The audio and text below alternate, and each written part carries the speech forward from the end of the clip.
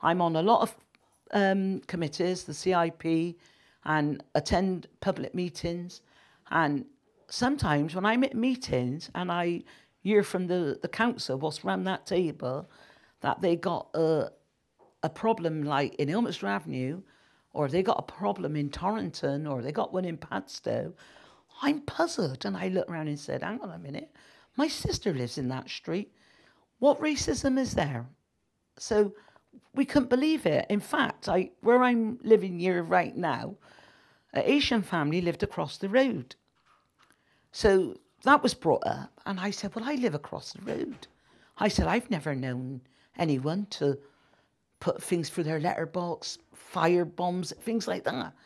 So I said, no. I said, I'm going to investigate this because I don't like them to get the better of us. There was a conflict between the taxi driver and a taxi driver over at Easton. Found out where this taxi driver lived in Newquay Road. So it was the taxi driver of took one another's rounds, you know what I mean? So they put it down to racism in Newquay Road. And so when I went to the next meeting, I couldn't wait to tell them. I could not wait to tell them and say, you had that wrong. Obviously, if it's done, then we want to know because we want to put a stop to it. If it is, and we will do something about it. I mean, like with the drugs, that is another thing going on in this community. And it's hard to tab on it. And I think that's down to the police. The police got to do their job. I do think. But I also think working together is building the strength of this community, is building and building. The strength is getting stronger and stronger. My dad was mixed race. And we all grew up together. And the colour didn't worry us.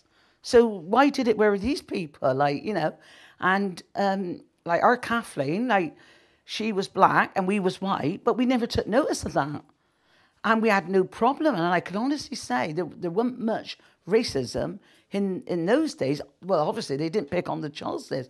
And it was only when we sort of went out of Knowle that girls and boys would stare to say, oh, look at that black girl, and things like that. And we went swimming. And in those days, then, we used to go to the Jubilee swimming pool. And our Kathleen was the only black girl in the swimming pool. And people were staring. So we say, what are you staring at? That is what we said. And it sounds rude, but we go, what are you staring at? And they go, oh, nothing, and carry on swimming. So, you know, we was a tough group of kids in those days, I think. Yeah, I think we was really tough. Like, we looked after ourselves.